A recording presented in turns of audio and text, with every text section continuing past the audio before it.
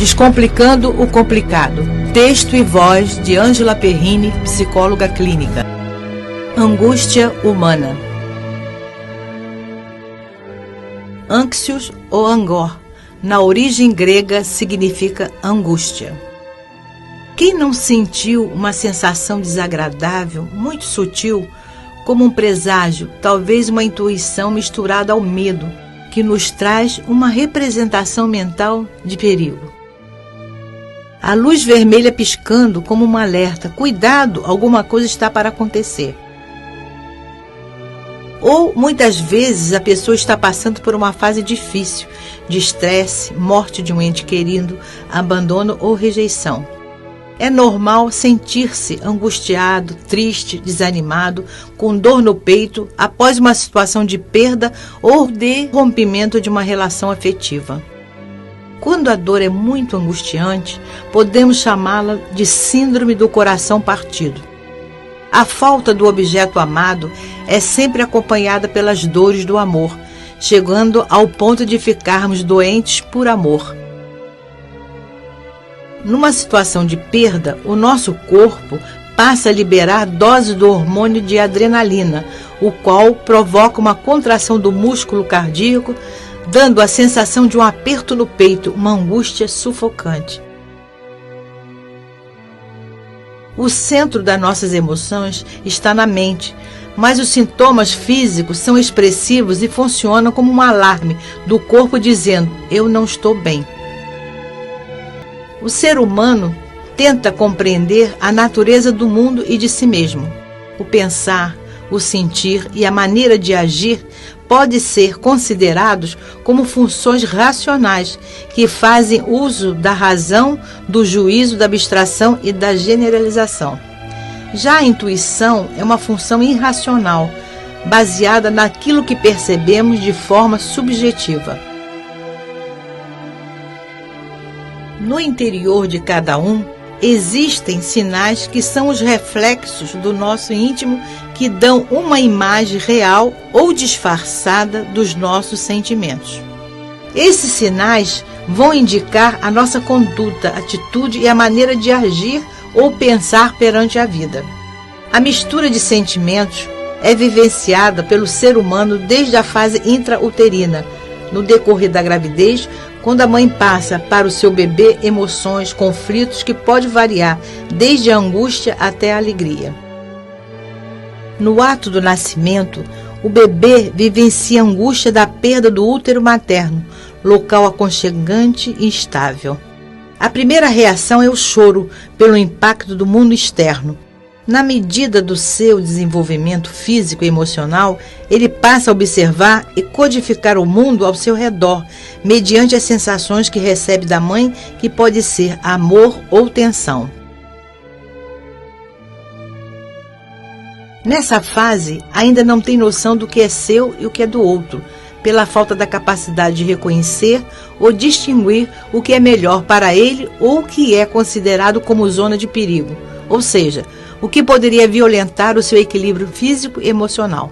Apenas tem a necessidade do sustento biológico, o leite materno, e dos cuidados para a sua sobrevivência.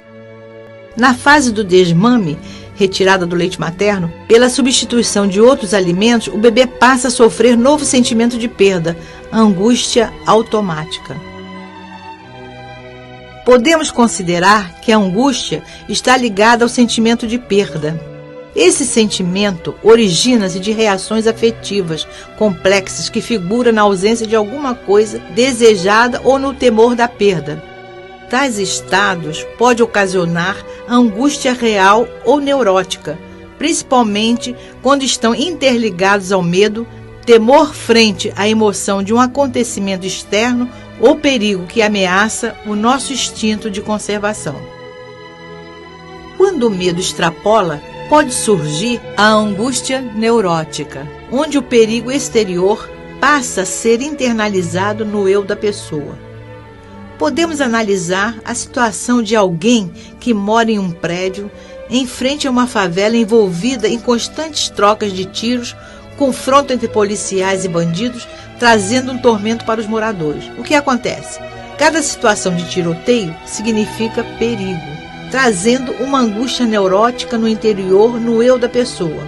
O medo passa a ser manifestado de forma ansiosa, na espera de que alguma coisa que vai acontecer de forma trágica. O indivíduo passa a vivenciar os sentimentos de morte e morrer. A partir daí, pode eclodir uma crise angustiante, trazendo danos para a saúde física e mental. A pessoa passa a viver o susto, o medo, assim como o estado de ansiedade constante.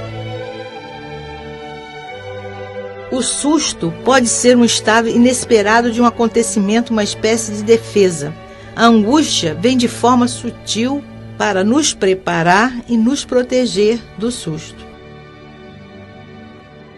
Nos casos de angústia neurótica, como medida preventiva, a pessoa deve procurar ajuda psicológica e psiquiátrica para um tratamento específico por meio de terapias alternativas.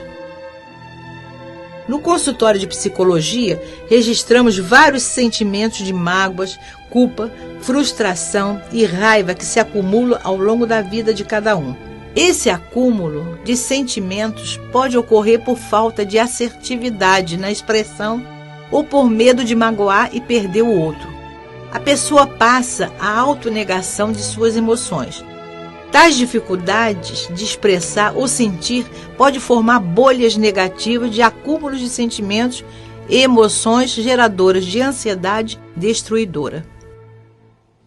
Como ponto marcante, nas terapias, a pessoa passa a se deslocar do presente para o passado, expressando as suas experiências vividas. Tais situações comparam-se a uma garrafa de champanhe pronta para ser aberta.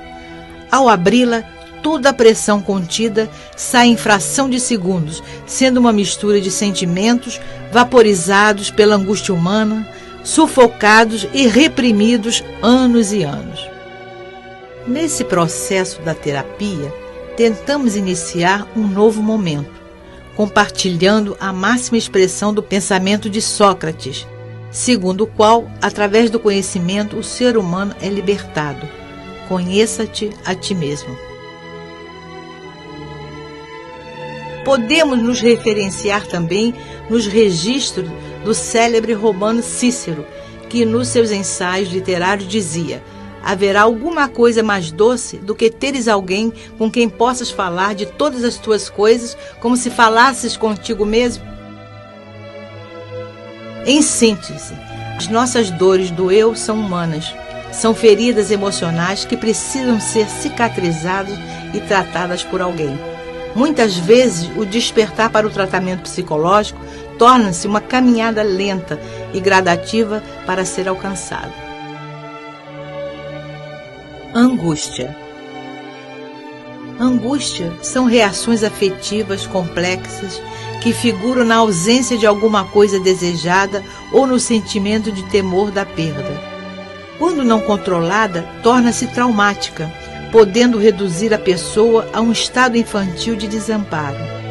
Vivemos, em alguns momentos, a angústia coletiva, que pode ser considerada o Dia dos Mortos, registrada no calendário brasileiro no dia 2 de novembro, assim como a Sexta-feira Santa, considerada o Dia da Paixão de Cristo, retratada a morte de Jesus Cristo. Pontos centrais da angústia humana. Os pontos centrais da angústia podem ser classificados como físicos e emocionais. As feridas emocionais são expressas através do corpo, provocando problemas de saúde como hipertensão, doenças cardiovasculares, reações alérgicas, câncer, dores de estômago, insônia, perda do apetite, compulsões, baixa da imunidade e outras. Principais pontos centrais da angústia. Síndrome do coração partido.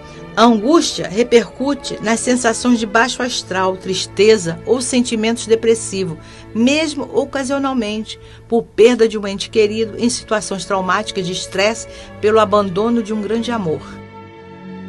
Síndrome do ninho vazio, saída dos filhos de casa, desânimo, falta de motivação, falta de interesse por qualquer atividade, choro fácil, sentimento de culpa. Geralmente são pessoas que têm o superego rígido, isto é, uma formação moral rígida. Quando a pessoa pensa ou faz alguma coisa que contraria os seus padrões de educação, sente-se culpada. Podemos considerar tal situação como de angústia moral. Sentimento de solidão em família ou a dois, dores e aperto no peito próprios da sensação de angústia, tristeza e sensações de sufocamento, emagrecimento rápido, falta de apetite, compulsão por comida, aspecto doentio, fisionomia amargurada, dores no estômago.